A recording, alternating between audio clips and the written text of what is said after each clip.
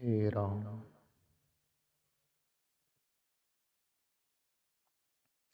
हाँ प्यारे मित्रों,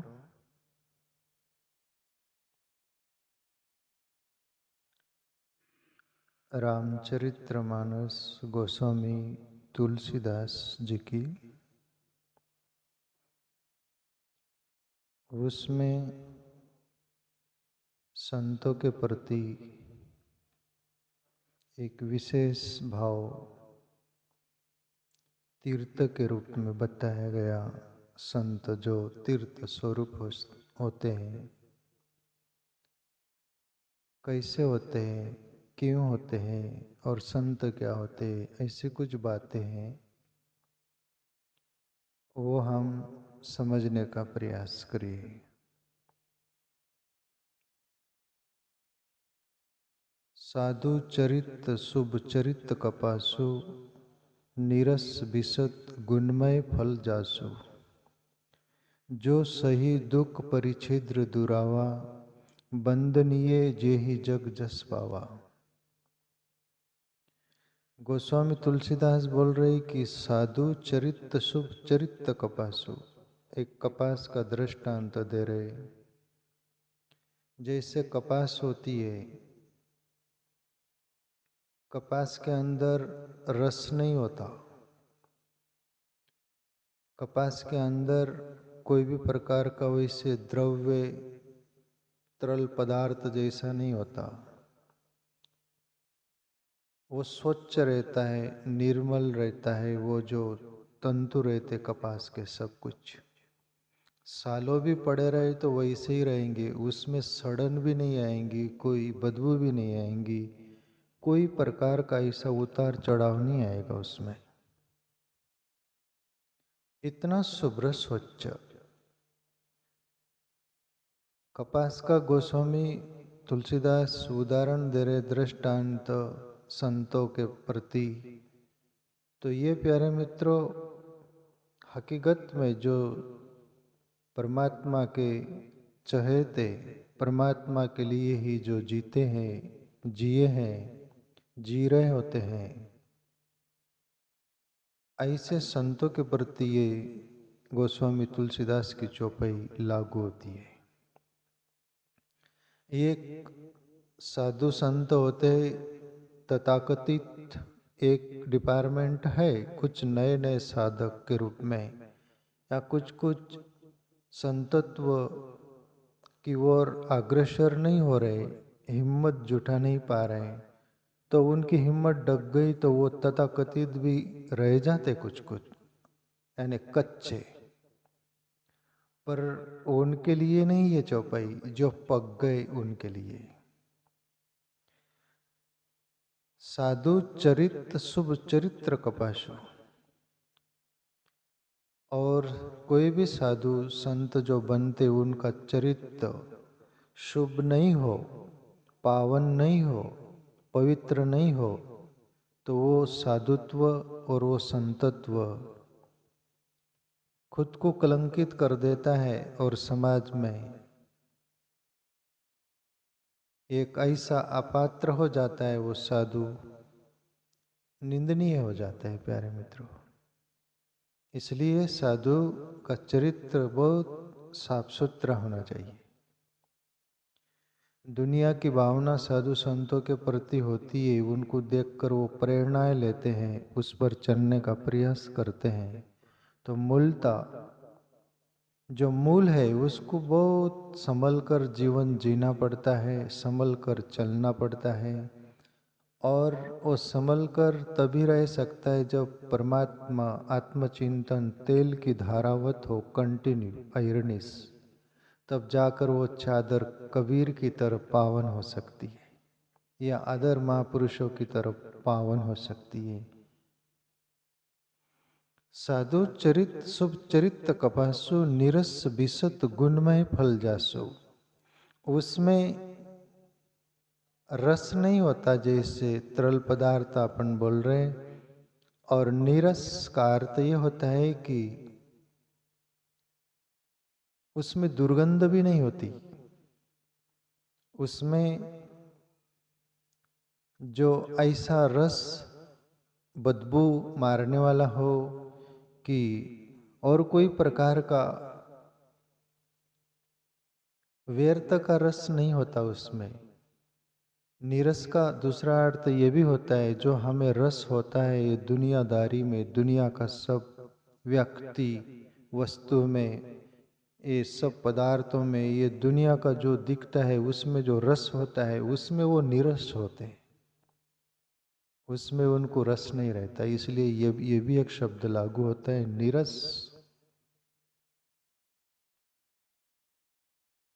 वो बोलते हैं ना, इसमें यदि रस रहेगा सब दुनिया में तो फिर वो साधु कैसा बनेगा, साधुत्व की तरफ कैसा चलेगा। इसलिए गोस्वामी तुलसीदास बोल रहे हैं नीरस।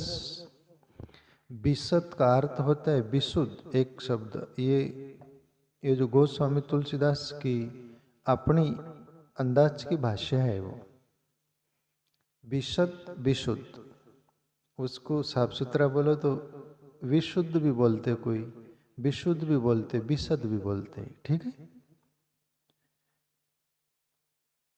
एकदम उनका जीवन शुद्ध होता है, साफ सुथरा। प्रभु श्री कृष्ण जिसके लिए गीता में बोले, अर्जुन मेरा भक्त अंदर से भी शुद्ध रहता है, बाहर से भी शुद्ध रहता है। और गोस्वामी जी भी वही बोल रहे कि वो संत का जो जीवन होता है विशुद्ध होता है। और दूसरी बात बोली, और गुणमय फल जासु, यानी विशुद्ध ऐसा गुण उसमें होता है जो दुनिया के लिए मजबूर कर देता है, वो गुण ग्रहिता के लिए। दुनिया संतों के पीछे क्यों चलती है या संतों का सहारा क्यों लेती है? दुनिया के पास तो सब कुछ है, खाने पीने से दुनिया भर का जो पदार्थ होता है सभी कुछ होता है, उनको साधु के पास जाने की जरूरत क्या पड़ती है। पर इतिहास देख लो, शास्त्रों में हिस्ट्री देख लो, राजे महाराजे संतों के चरण में जाकर बैठते थे। क्यों बैठते थे? क्यों? एक होता है महाराज और एक होता है राजा। राजा को महाराज के पास जाना पड़ता है, वैसे ही दिशा मिलती और दशा बदलती है। हमारी दशा भटक गए हम दिशा से, तो फिर वहाँ दिशा, सही दिशा मिल जाती है, हमें जीने का सहारा मिलता है, जीवन का मार्गदर्शन मिलता है, सभी कुछ, हम सही ट्रैक पर, रास्ते पर आ जाते हैं। इसलिए उनका गुण बहुत जीवन उपयोगी होता है। प्यारे मित्रों, गोस्वामी जी आगे बोले, जो सही दुख परिच्छिद्र दुरावा, बंदनीय जेहि जग जस पावा। जो बोले दूसरों के लिए जीते हैं और दूसरों का दुख सहते हैं, और जैसे कपास का उदाहरण दे रहे हैं ना, कपास का कपड़े बनते हैं, वो अपना शरीर आंग ढकते हैं, अपने गुप्त अंग सभी कुछ जो शरीर ढक के रखता है, अपनी इज्जत रखता है, जैसे कपड़ा, वो कपास का, रुई का। उसी तरह साधु संत भी जिंदगी में साधना करते, तप करते हैं, दुनिया भर का कष्ट सहन करके सभी उस जिंदगी को जीते जी जैसे मर जाते हैं। हम अकेले 5 मिनट नहीं रहते, घर कुटुंब के, मित्र के बिगर वो अकेले जिंदगी काटते हैं। ईश्वर के भजन चिंतन में, आत्मचिंतन में जीते जी उनका जीवन एक, जिसको बोल दो तो रंग राग रहित, ये दुनिया का इंटरेस्ट रस रहित, शुद्ध विशुद्ध परमात्मा चिंतन में रहता है। इसलिए सभी कुछ, अपना दुख किसी को बताते भी नहीं और दूसरों का दुख देखकर द्रवित हो जाते हैं। रामकृष्ण परमहंस के पास उनका आता है ऐसा उल्लेख, जो भी कहाँ तक जो भी सच है, पर मैं पढ़ा रामकृष्ण परमहंस की 2 बड़ी बड़ी बुक्स पढ़ा था मैं। उस बुक्स में आया था, रामकृष्ण परमहंस को जो बीमारी हो गई थी, गले में। तो वो एक भक्त आया और उसको बीमारी थी, जो रोग हो गया था ना, तो भक्त का बीमारी वो रोग देखा नहीं गया, तो गले की बीमारी रामकृष्ण परमहंस ले ली कहते हैं, और फिर वो बीमारी उनको हो गई, ऐसा उल्लेख में पढ़ा था। जो सही दुख परिछिद्र दुरावा। संत तुम्हारा दुख देखते हैं ना, तो वो ईश्वर से प्रार्थना करते, प्रभु मुझे दे दो, मैं सह लूंगा। इसलिए गोस्वामी जी बोले, जो सही दुख परिछिद्र दुरावा, वंदनीय जेई जग जस पावा। इसलिए ही जगत में, इस दुनिया में वो वंदनीय सम्माननीय होते हैं, इतना उनमें सब कुछ होता है। तो प्यारे मित्रों, आगे बोलते ही दूसरी चौपाई में, मुद मंगलमय संत समाजू, जो जग जंगम तीरथ राजू। राम भगति ज सुर सरी धारा, सरसही ब्रह्म विचार प्रचारा। मुद मंगलमय संत समाजू, यानी मुद का अर्थ होता है आनंदित जीवन, और संत हो और जीवन में आनंद नहीं हो तो वो परमात्मा का फूल खिला नहीं हुआ। इसलिए संत बच्चों की तरह मुस्कुराते रहता है, आनंदित रहता है। इसलिए गोस्वामी जी बोले, वो संत मुद यानी प्रसन्न आनंदित रहते हैं। मंगलमय संत समाज, और ऐसे संत जो संतों का समाज है, जो जग जंगम तीर्थ राजू, बोले वो खुद ब खुद तीर्थ हो जाते हैं। जगत में कहीं भी कोने में वो जहाँ रहते होंगे, वो तीर्थ बन जाता है। जैसे पहले भी अपन बोला करते हैं ना कि गंगा यमुना नर्मदा देव नदियाँ जो तीर्थ होते, उनसे पूछा गया कि आप दुनिया का सब पाप ताप धोते हो, पूरे पाप ताप से आप तो मेले हो जाते होंगे। तब गंगा यमुना नर्मदा ये देव नदियाँ बोलती है, जो प्रश्न पूछने वालों से, कि जरूर हम मेले हो जाते, पर हम पावन होने का एक साधन है। ऐसे संत महापुरुष हमारे में आकर वो नहाते हैं, चरण स्पर्श उनका होता है, उनसे हम पावन हो जाते बोले। इसलिए गोस्वामी तुलसीदास बोल रहे कि जो जग जंगम तीरथ राजू, वो दुनिया में कहीं भी हो ऐसे सच्चे संत, जिनका चरित्र शुभ हो और शुद्ध अंतकरण के हो, पवित्र हो, ऐसे संत दुनिया के कोने में होंगे, वो तीर्थ होंगे। आप वहाँ चली जाइएगा। एक बार तीर्थ जाने को हमारा नसीब नहीं हो, और कोई पैसा नहीं रहता, किसी के पास समय नहीं रहता, किसके वो संस्कार भी नहीं रहते, कि भाग्य जो बोलते वो सब कुछ, तो एक बार वो तीर्थ हमें नसीब ना हो, तो जहाँ सच्चे संत कोई रहते हो, आप किसी से सुने हुआ एक संत रहते, अच्छे भजन ध्यान साधना करते, ईश्वर चिंतन, ऐसे कोई संत मिले प्यारे मित्र, तो वो संत ही तीर्थ से कम नहीं है। बल्कि मैं इतना मेरा अंतकरण का भाव से बोल रहा हूँ कि एक बार तीर्थों से भी संत माँ तीर्थ है। क्यों? वो जीते जी परमात्मा का अनुभव करके वो मुक्त हो गए हैं। वहाँ शुभ चरित्र और शुद्धता, विशुद्ध अंतकरण, पवित्रता मिलेंगी। इसलिए आपके तरफ वो एक बार आग भर के भी देख लेंगे ना, तो आपका उद्धार हो जा सकता है। उनका सानिध्य में जो आप शांति महसूस करोगे ना, एक बार तीर्थों में नहीं कर सकते आप। तीर्थों में एक बार हो सकता है, बहुत भीड़ भड़ाका होती है, वो नदियों में नहा रहे सब कुछ, तो चिल्ला चोट सब कुछ भीड़ भड़ाका होता है, इतना अशांति का माहौल होता है सब।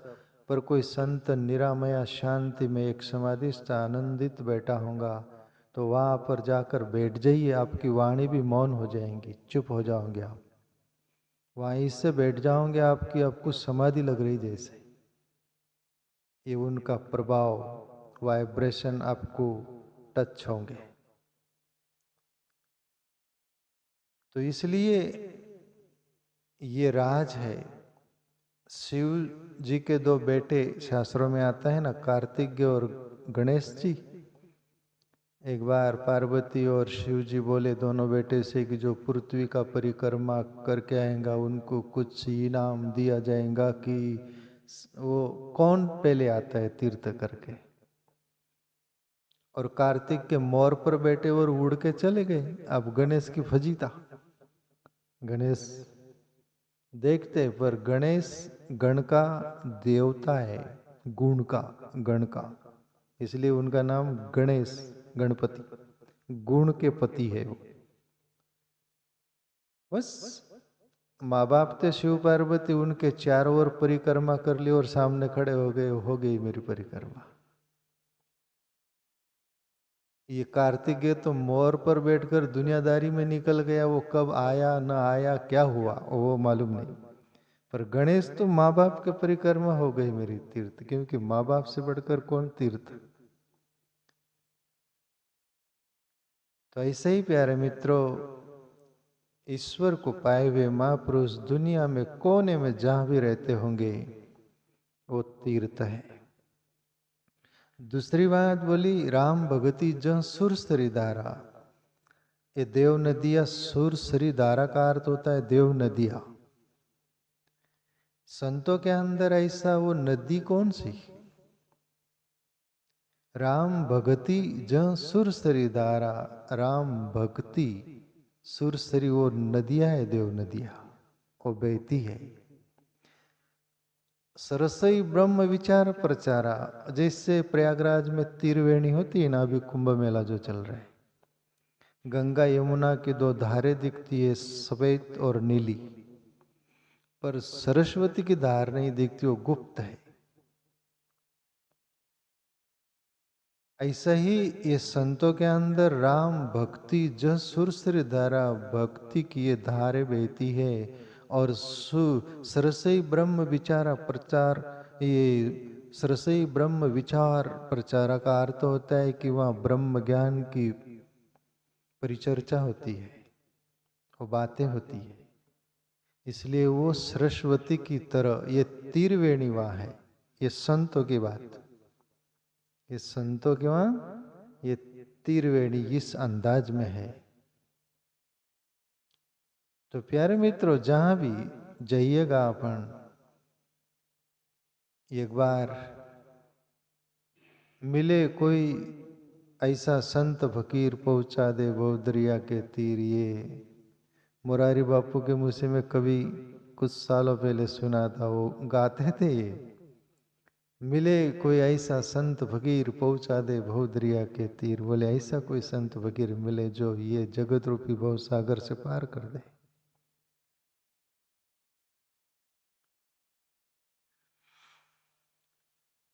आगे बोले, विधि निश्चय बटु विश्वास, अचल निज धर्मा, तीर्थ राज समाज सुख कर्मा।